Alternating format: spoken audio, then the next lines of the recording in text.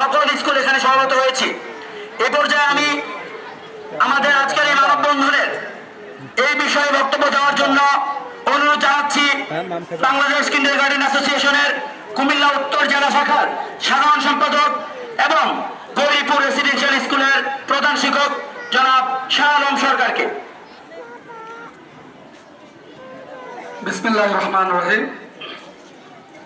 দাউদকান্দি উপজেলা বেসরকারি কিন্ডারগার্টেন কর্তৃক আয়োজিত আজকের দূর দূরান্ত থেকে আগত সকল প্রধান শিক্ষক সকলকে অভিনন্দন জানাচ্ছি। আমার ছোট ছোট ছোট ছেলে মেয়েদেরকে অভিনন্দন জানাচ্ছি। আমি শুধু দু একটা কথা বলবো।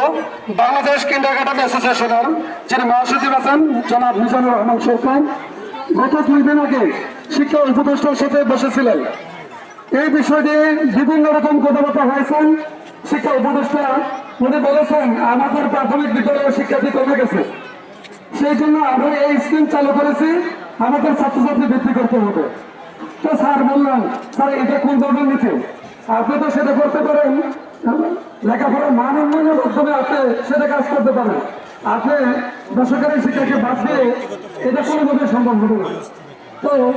তো স্যার বললেন আমার আসলে কিছুই করেন নাই, আমার সন্তানটা বেসরকারি বিদ্যালয়ে পড়ে, আমি আমার বউর চাপ দিতে পারি না বাসায় গেলে।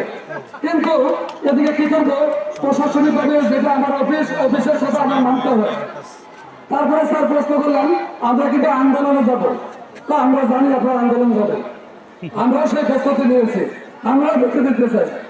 তো যাই হোক, তো আমি এই বিতর্কতা থেকে না যেয়ে আমি শিক্ষা উপদেষ্টাকে অনুরোধ করবো আপনাদের এই একদমই